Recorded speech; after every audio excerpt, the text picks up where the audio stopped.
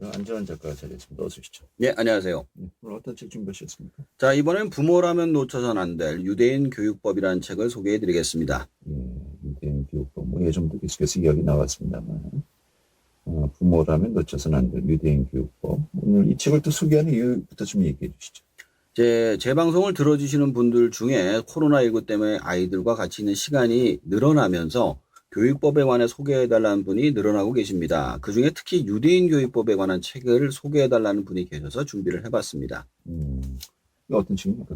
자, 이 책은 저자 자신이 받은 주입식, 암기식 교육을 자녀가 답습하길 바라지 않는 저자의 간절한 마음에서 시작됐다고 합니다. 그냥 브라질에서 체류하던 시절 소수임에도 그곳 사회의 주류로 자리 잡은 유대인들의 힘이 교육에서 나온다는 것을 알 수 있었다고 합니다. 그 후 본격적으로 각종 유대인 교육 자료를 섭렵하고 직접 유대인을 만나면서 배운 유대인 교육법을 저자는 방대한 조사 결과를 6가지 키워드로 정리했습니다. 그리고 AI와 공존하는 시대에 필요한 역량을 키우기 위해 꼭 필요한 교육법을 소개하고 부모들이 쉽게 따라할 수 있도록 친절하게 설명합니다. 네. 자, 앞서 6가지 키워드를 정리를 했다고 이제 했는데, 그 키워드 정리를 먼저 간략하게 해볼까요? 자, 미래 역량 1. 공부를 즐기는 아이. 유대인은 공부를 대하는 자세. 미래 역량 2. 남보다 잘하기가 아닌 남과 다르게. 유대인의 창의 개선 교육. 미래 역량 3. AI 시대에 꼭 필요한 능력. 유대인의 인성 교육. 미래 역량 4. 누구와도 스스럼 없이 지내는 법. 유대인의 소통 교육. 미래 역량 5. 역경은 아이를 강하게 한다. 유대인의 역경 교육. 미래 역량 6. 내 아이의 경제 머리를 키워라. 유대인 경제 교육 등등으로 나오고 있습니다. 저희 키워드로 정리된 것 좀 하나하나 좀 살펴보면 될 것 같은데, 먼저 미래 역량 1번이군요. 공부를 즐기는 아이, 유대인의 공부를 대하는 자세. 어떻게 또 설명하고 있습니까? 자, 유대인에 있어서 가장 중요한 공부법 중 한 가지가 바로 하브루타입니다. 하브루는 친구나 동료란 뜻이고요. 타는 말입니다. 유대인의 격언 중에 말로 설명할 수 없는 것은 제대로 아는 것이 아니다라는 말이 있습니다.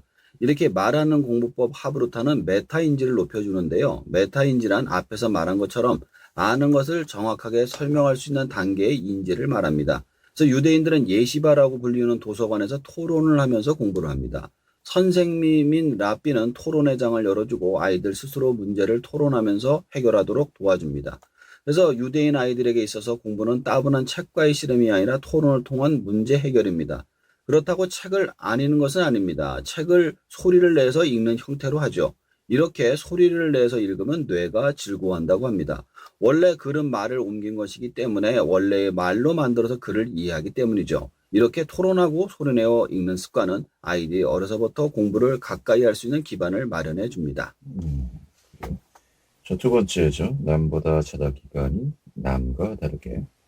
유대인들의 창의 개성 교육이라고 하는데, 이게 또 중요한 이유 또 어떻게 설명하고 있습니까? 자, 유대인들은 남의 나라에 살면서 남들과 같은 방식으로 경쟁을 해서는 절대로 성공할 수가 없었습니다. 그렇다고 경쟁력이 없다면 일가족이 생존을 유지할 수도 없었죠. 그래서 나올 수 있는 방법이 베스트가 아니라 유니크가 되어라입니다. 유니크에 대해서 강조하기 위해서 2장에선 공부보다 여행의 중요성에 대해서 나옵니다. 여행은 자신이 처해진 상황이 아니라 전혀 다른 상황을 통해서 관점을 바꿀 수가 있기 때문입니다. 같은 장소에선 같은 생각밖에 못하는 게 사람이기 때문이죠. 또한 놀이를 통해 인재를 만들어내는 방법에 대해서 이야기를 합니다. 놀이란 자신을 즐겁게 하는 행위입니다. 우리가 살아가는 이유는 생존과 번식 외에도 살아있는 동안 즐거움을 많이 가지기 위한 것이 사는 것이 우리의 인생의 목적 중 한 가지입니다. 인생의 고통의 연속이라면 삶에는 큰 의미가 없을 수도 있으니까요. 그런데 이러한 것들을 하기 위해선 아이에게 자신의 미래를 스스로 그리게 한다고 합니다. 즉 부모가 어떤 사람이 되라고 강요를 하는 것이 아니라 스스로 끊임없이 자신의 미래를 정하고 바꾸는 과정을 지켜보면서 키운다고 합니다. 예. 자, 또 AI 시대에 꼭 필요한 능력, 유대인들의 인상 교육. 이 편에서도 어떤 이야기가 나옵니까? 자, 맨쉬라는 개념이 나오는데요. 유대인은 자녀를 맨쉬로 기른다라는 장이 나옵니다. 맨쉬는 타인과의 관계에서 정직하고 반듯해 주위로부터 신뢰를 받는 사람이며 어려운 이들을 도우면서 행복을 느끼고 자신을 돌보는 사람, 어렵더라도 올바른 일을 하면서 정직하게 살아가는 사람이다. 또 맨쉬는 자신이 갖고 있는 지식과 시간, 돈 등을 사회에 기꺼이 내놓음으로써 타인에게 이로움이 되는 행동을 한다라고 정의합니다. 맨시를 한마디로 정의하기는 어렵지만 훌륭한 인성을 갖고 옮기는 사람이라고 할 수 있습니다. 그러기 위해서 유대인 부모는 절대로 다른 아이와 비교를 하지 않는다고 합니다. 이것은 앞에서 말한 유니크한 인재를 키우기 위한 방법이기도 하지만 인성을 키우기 위한 방법이기도 하죠. 그래서 형제끼리 절대 비교하지 않는다고 합니다.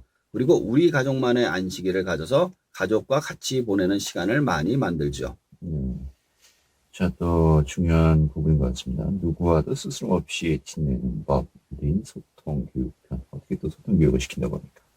유대인은 친구를 신중히 만들되 깊이 사귄다고 합니다. 어려서부터 인간관계라는 것이 어렵고 힘들다는 것을 알려주기 위해서 그러는 것이죠.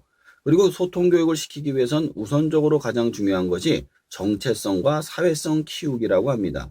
누군가와 소통을 하기 위해선 자신이 정확하게 누구인지 알아야만 소통이 가능하기 때문이죠. 그 기반 위에서 다른 사람을 자신의 관점으로 그들과 소통을 하는 것입니다. 그리고 이러한 정체성과 사회성의 교육의 핵심은 역사 교육을 통해 민족의 긍지를 심어준다고 합니다. 나라가 없이 떠도는 유대인에게 이러한 교육은 단순한 교육이 아니라 자신들의 정체성과 생존을 위해서 반드시 필요한 교육이었죠. 또 한 가지 소통 교육의 핵심은 바로 외국어였습니다. 유대인들은 자신들의 언어 위에 한 가지 이상의 언어를 배워야만 했죠. 그리고 저자는 이 부분에서 AI 시대 다양한 외국어를 배워야 하는 이유를 설명합니다. 소통하기 위해서 아무리 뛰어난 번역 프로그램도 그 사람의 뉘앙스나 느낌을 전부 전달할 수 없기 때문이죠. 예. 자, 또 다섯 번째요. 역경은 아이를 강하게 한다. 유대인들의 역경 교육편 어떤 이야기가 나오겠습니까? 이 부분이 우리나라 교육하고 가장 다른 점인 것 같아요. 우리는 일반적으로 아이가 실패하지 않기를 바라면서 아이에게 공부 위에 모든 것을 해주면서 키우는 경우가 많습니다. 그래서 어려서 넘어지면 부모가 가서 일으켜주죠. 유대인의 부모는 아이가 넘어져도 스스로 일어날 때까지 기다린다고 합니다. 나중에 나이가 들어서 자신의 힘으로 해야만 하는 일이 힘들 때 도와주지 않습니다. 스스로 해낼 때까지 기다리죠. 그리고 실패를 한 경험을 굉장히 중요하게 기억하라고 가르쳐 줍니다. 그때의 감정과 생각, 그리고 해냈을 때의 성취감과 방법 등에 대해서 스스로 깨닫게 해주는 거죠. 실패를 통해서 다시 일어나는 힘을 길러주는 것입니다. 그래서 그들이 성인이 되었을 때 답이 없는 답을 찾고 위대한 인물로 성장하는 경우가 많다고 합니다. 자, 마지막이죠. 내 아이의 경제 머리를 키워라. 유대인 경제 교육편. 또 어떻게 이야기가 나오겠나요? 우리는 어려서 아이한테 돈 공부를 잘 안 시키는데요. 유대인들은 우선 돈 공부는 빠를수록 좋다고 합니다. 그래서 경제 공부를 하는데 이론적으로 경제 공부를 알려주는 것이 아니라 생활 속에서 돈 버는 경험을 하게 합니다. 작게는 집안일을 돕고서 용돈을 받는 것에서부터 크게는 스스로 다른 집에 일을 해주고 돈을 버는 것, 더 나아가서 물건을 팔아서 장사를 하는 것까지 권하죠. 그들에게 부자는 태어나지 않고 키워지는 것으로 인식이 됩니다. 그러나 무조건 돈을 버는 것만을 교육하진 않습니다. 부자가 되려거든 먼저 베풀어라고 가르쳐 주죠. 돈을 버는 것이 아니라 사람과의 관계를 통해서 신용을 쌓아서 돈을 버는 것임을 알려주고 그러기 위해서 자신이 속한 사회 속에서 선행을 베풀고 자선을 행해야만 한다고 가르쳐 주죠. 이 책을 보면서 어떤 생각을 하셨습니까? 자, 코로나 이전에 보통 아이들과 아침에 잠깐 보고요. 하루 종일 나가 있다가 저녁에 들어오면 자고 있어 잘 못 봤습니다. 요즘은 자주 봐요. 학교를 가지고 가끔 가니까. 그러다 보니까 생각보다 더 많은 대화와 소통을 하게 되더라고요. 어쩌면 부모의 가장 중요한 역할은 교육을 학교라는 곳에 맡기고 있었던 것은 아닌가 하는 생각을 하게 되었습니다. 유대인의 많은 교육법 중 가장 주의 있게 본 것은 아이들과 많은 시간을 가지고 아이들이 스스로 변화할 수 있는 것을 기다려주는 것을 보는 것 같습니다. 그러니까 실패를 기다려주고 소통을 교육하고 경제 교육을 시킬 수 있을 것 같습니다. 코로나 시대 유대인의 교육법 다시 한번 생각해 준 것 같습니다. 알겠습니다. 오늘 잘 들었습니다. 감사합니다. 네.